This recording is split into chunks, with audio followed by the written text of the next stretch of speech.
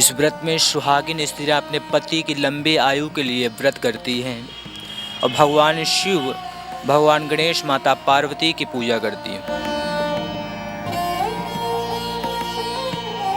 भगवान की पूजन विधि अनुसार करना चाहिए और रात में भी भगवान की पूजा अर्घ्य देने के बाद भी पूरा विचार का पालन करना चाहिए। इसमें किसी प्रकार की कोई गलती नहीं करना चाहिए। ਕੁਝ ਕੁ ਔਰਤਾਂ ਜਿਹੜਾ ਕਹਿ ਲਈਏ ਕਿ ਕਈ ਵਾਰ ਆਪਣਾ ਹੈ ਨਾ ਕਿ ਵਰਤ ਤੋੜ ਵੀ ਦਿੰਦੀਆਂ ਨੇ, ਕਈ ਵਾਰ ਅਜਿਹਾ ਹੁੰਦਾ ਕੁਝ ਖਾ ਵੀ ਲੈਂਦੀਆਂ ਨੇ ਤੇ ਫਿਰ ਵੀ ਉਸ ਚੀਜ਼ ਨੂੰ ਮਿਲ ਝੂਠ ਕਰ ਦਿੰਦੀਆਂ ਨੇ ਕਿ ਹਾਂਜੀ, ਉਹਦੇ ਬਾਰੇ ਦੱਸੋ।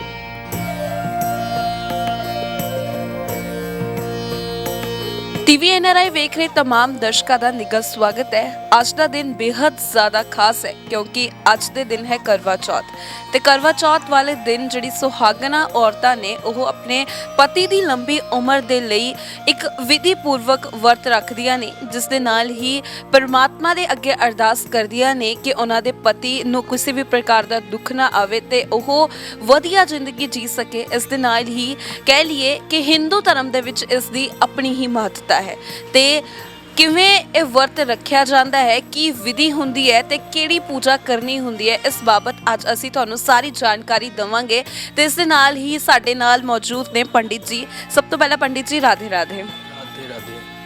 पंडित जी, जैसे कि मैंने पहला ही दसिया है कि विधि ਆਪਾਂ ਜਾਣਨ ਦੇ ਲਈ ਆਏ ਆ, ਸਭ ਤੋਂ ਪਹਿਲਾਂ ਮੈਨੂੰ ਇਹ ਦੱਸੋ ਕਿ ਇਸ ਵਰਤ ਦੀ ਪੂਰੀ ਹਿਸਟਰੀ ਕੀ ਹੈ। इस व्रत में भगवान गणेश और माता पार्वती, भगवान शिव का पूजन किया जाता है। इस व्रत में सुहागिन स्त्रियां अपने पति की लंबी आयु के लिए व्रत करती हैं और भगवान शिव, भगवान गणेश, माता पार्वती की पूजा करती हैं। इस व्रत का मेन महत्व होता है कि सुबह सारा दिन व्रत रखना है, भगवान की पूजा करना है, शाम को अर्घ्य देने के बाद ही जा कर के भोजन किया जाता है। सारा दिन इसमें कुछ नहीं खाया जाता है, एक प्रकार का निर्जला व्रत होता है। इस व्रत का इस बार का मेन मुहूर्त है 5:36 से है, पूजन का मुहूर्त है। इसके बाद पूजन करें, कथा सुने और भगवान सूर्य को अर्घ्य दे करके जा करके भोजन कर सकते हैं। और पंडित जी, ਕੀ ਹੋਰ ਚੀਜ਼ਾਂ ਦਾ ਧਿਆਨ ਉਹਨਾਂ ਸੁਹਾਗਣਾ ਔਰਤਾਂ ਨੂੰ ਰੱਖਣਾ ਹੈ ਅੱਜ ਦੇ ਦਿਨ, ਜਿਹੜੇ ਸ਼ਾਇਦ ਉਹਨਾਂ ਨੂੰ ਪਹਿਲਾਂ ਨਾ ਪਤਾ ਹੋਵੇ ਜਾਂ ਕੁਝ ਗਲਤੀਆਂ ਜਿਹੜੀਆਂ ਔਰਤਾਂ ਕਰ ਦਿੰਦੀਆਂ ਨੇ। इस दिन भगवान की पूजा करने के लिए हर एक औरतों को बड़े विचार से रहना चाहिए। भगवान की पूजन विधि अनुसार करना चाहिए और रात में भी भगवान की पूजा अर्घ्य देने के बाद भी पूरा विचार का पालन करना चाहिए। इसमें किसी प्रकार की कोई गलती नहीं करना चाहिए। ਔਰ ਕਈ ਵਾਰ ਇਹ ਪੰਡਿਤ ਜੀ ਇਹ ਹੁੰਦਾ ਹੈ ਕਿ ਕੁਝ ਔਰਤਾਂ ਇਹ ਸੋਚ ਲੈਂਦੀਆਂ ਨੇ ਕਿ ਅੱਜ ਤਾਂ ਆਪਾਂ ਕੁਝ ਖਾਣਾ ਨਹੀਂ ਹੈ, ਚਲੋ ਆਪਾਂ ਸੋ ਕੇ ਕੱਟ ਲੈਂਦੇ ਆ, ਹੈ ਨਾ, ਤੇ ਇਸ ਦਿਨ ਕੀ ਸੌ ਸਕਦੇ ਹਾਂ, ਜਿਵੇਂ ਮਤਲਬ ਕੁਝ ਕਰਦੀਆਂ ਨੇ ਔਰਤਾਂ। ऐसा कहीं नहीं लिखा है सोने के लिए। भगवान का अगर व्रत है तो उसमें भगवान का पूजन करो, भगवान का भजन करो, भगवान के आराधना करो, हो सके तो भगवान का जप करते रहो और नहीं तो वैसे ही दिन बिता देना चाहिए। कोई ज़रूरी नहीं कि सो करके दिन बिताना चाहिए। ਔਰ ਪੰਡਿਤ ਜੀ, ਜਿਹੜਾ ਕਿ ਇਸ ਵੇਲੇ ਚੰਦ ਜਿਹੜਾ ਹੈ ਉਹ ਕਿਸ ਟਾਈਮ ਤੱਕ ਨਿਕਲੇਗਾ, ਕੁਛ ਹੈ ਅਨੁਮਾਨ? इस बार जा कर के 8 बजे के करीब निकल जाएगा चाँद, 8:15 तक चाँद निकल जाना है।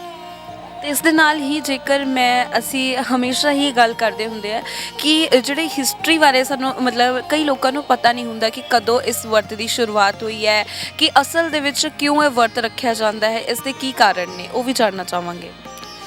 ये व्रत अगले दिन से शुरू हो चुका है, कल से ही शुरू है।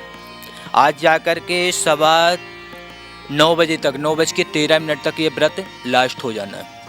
9:13 पर ख़त्म हो जाएगा। इसके बाद जाकर भोजन वगैरह करके अपना व्रत संपन्न कर सकते हैं। ਤੇ ਪੰਡਿਤ ਜੀ, ਇਹ ਵਰਤ ਮਤਲਬ ਕਹਿ ਲਈਏ ਕਿ ਕਦੋਂ ਤੋਂ ਹਿੰਦੂ ਧਰਮ ਦੇ ਵਿੱਚ ਤਾਂ ਇਹਦੀ ਬਹੁਤ ਹੀ ਜ਼ਿਆਦਾ ਮਾਨਤਾ ਹੈ ਤੇ ਇਹ ਵਰਤ ਦੀ ਪੂਰੀ ਹਿਸਟਰੀ ਕੀ ਹੈ ਕਿ ਕਿਹੜੀ ਆਪਾਂ ਪੂਜਾ ਕਰਦੇ ਆ, ਜਿਵੇਂ ਤੁਸੀਂ ਪਹਿਲਾਂ ਦੱਸਿਆ ਸ਼ਿਵਾ ਹੈ ਨਾ, ਤੇ ਉਹਦੀ ਗਣੇਸ਼ ਤੇ ਲక్ష్ਮੀ ਮਾਤਾ ਦੀ ਪੂਜਾ ਕੀਤੀ ਜਾ ਰਹੀ ਹੈ, ਪਰ ਮੈਂ ਇਹ ਜਾਣਨਾ ਚਾਹੁੰਦੀ ਹਾਂ ਕਿ ਇਹ ਵਰਤ ਦਾ ਖਾਸ ਕੀ ਮਹੱਤਵ ਹੈ ਹਿੰਦੂ ਧਰਮ ਦੇ ਵਿੱਚ। इस व्रत का महत्व, इसकी कथा ये कि इसके जो वीरों की कथा है, ये 7 भाई थे और उनकी एक बहन थी जिन्होंने उनकी भाभियों ने और उसकी ननद सहित सभी ने व्रत रखा था, परंतु भाई अपने बहन से बहुत ही प्यार करते थे, जिसके कारण जब शाम को भाई भोजन करने के लिए बैठे तो उन्होंने अपने बहन को भूखा हुआ देखा तो उनसे रहा नहीं गया और उन्होंने छल करके अपनी बहन को जाकर के बाहर से अग्नि जला करके दिखाते हुए कहा कि बहन देखो चांद निकल आया है, अर्घ दे करके चल भोजन कर लेते हैं। जिसके कारण उसने जाकर के अपने भाभियों से भी कहा कि चलो चांद निकल आया, अर्घ दे लेते हैं, परंतु उसकी भाभियों ने उसको समझाया कि तेरे भाई तेरे साथ छल कर रहे हैं, जिसके कारण वो किसी की बातों को ना मानी और जाकर के अपने भाइयों के दिखाए हुए प्रकाश को ही अर्घ दे करके भोजन कर ली, जिसके कारण उसका पति सख्त बीमार हो गया और साल भर जाकर के बीमारी में पड़ा रह गया। तब जाकर के उसको पछतावा हुआ और भगवान जब अगला करवा चौथ का व्रत आया तो भगवान गणेश की पूजन की, भगवान से वर मांगा और अपने अपराधों की क्षमा याचना की।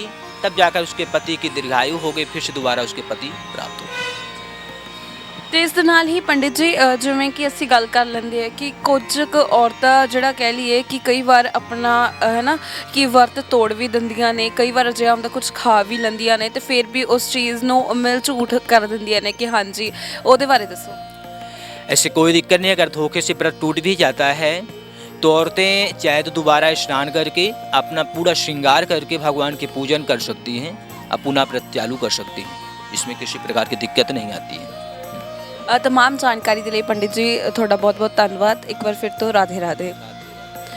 ਤਾਂ ਪਿਆਰੇ ਦਰਸ਼ਕੋ, ਇਹ ਸੀ ਅੱਜ ਦੀ ਕਰਵਾ ਚੌਥ ਦੇ ਲਈ ਖਾਸੀਅਤ ਕਿ ਕਿਉਂ ਕਰਵਾ ਚੌਥ ਦਾ ਵਰਤ ਰੱਖਿਆ ਜਾਂਦਾ ਹੈ ਤੇ ਇਸ ਦੇ ਨਾਲ ਹੀ ਪੰਡਿਤ ਜੀ ਨੇ ਸਭ ਤੋਂ ਮਹੱਤਵਪੂਰਨ ਗੱਲ ਕੀਤੀ ਹੈ। ਕਈ ਵਾਰ ਅਜਿਹਾ ਹੁੰਦਾ ਹੈ ਕਿ ਅਸੀਂ ਕੰਮਕਾਰ ਦੇ ਵਿੱਚ ਇੰਨੇ ਜ਼ਿਆਦਾ ਰੁੱਝੇ ਹੁੰਦੇ ਨੇ ਜਾਂ ਫਿਰ ਸਾਡਾ ਕੰਮਕਾਰ ਅਜਿਹਾ ਹੁੰਦਾ ਹੈ ਕਿ ਪੂਰਾ ਦਿਨ ਅਸੀਂ ਭੁੱਖੇ ਨਹੀਂ ਰਹਿ ਸਕਦੇ ਨੇ ਤੇ ਕਈ ਵਾਰ ਅਚਾਨਕ ਹੀ ਅਸੀਂ ਕਹਿ ਲਈਏ ਕੁਝ ਖਾ ਵੀ ਲੈਂਦੇ ਨੇ। ਤਾਂ ਪੰਡਿਤ ਜੀ ਦੇ ਦੱਸੇ ਮੁਤਾਬਿਕ ਅਸੀਂ ਇੱਦਾਂ ਕਰ ਸਕਦੇ ਹਾਂ ਕਿ ਜੇਕਰ ਤੁਹਾਡਾ ਗਲਤੀ ਦੇ ਨਾਲ ਵਰਤ ਟੁੱਟ ਵੀ ਜਾਂਦਾ ਹੈ ਤਾਂ ਤੁਸੀਂ ਉਸ ਨੂੰ ਪੂਰਨ ਤੌਰ ਤੇ ਇਸ਼ਨਾਨ ਕਰ ਸਕਦੇ ਹੋ ਤੇ ਉਸ ਤੋਂ ਬਾਅਦ ਰੱਬ ਦਾ ਨਾਮ ਲੈ ਸਕਦੇ ਹੋ ਤੇ ਆਪਣੇ ਪਤੀ ਦੀ ਲੰਬੀ ਉਮਰ ਦੇ ਲਈ ਕਾਮਨਾ ਮੰਗ ਸਕਦੇ ਹੋ। ਤਾਂ तमाम ਜਾਣਕਾਰੀ ਆਸ ਕਰਦੇ ਹਾਂ ਕਿ ਤੁਹਾਡੇ ਲਈ ਜਾਣਕਾਰੀ ਜਿਹੜਾ ਇਹ ਕੀਤੀ ਹੈ ਉਹ ਵਧੀਆ ਰਹੀ ਹੋਵੇਗੀ ਤੇ ਤੁਹਾਨੂੰ ਬਹੁਤ ਕੁਝ ਹੋਰ ਜਾਣਨ ਦੇ ਲਈ ਵੀ ਮਿਲੇਗਾ। ਤਦ ਤੱਕ ਲਈ ਮੈਨੂੰ ਦਿਓ ਇਜਾਜ਼ਤ। ਧੰਨਵਾਦ।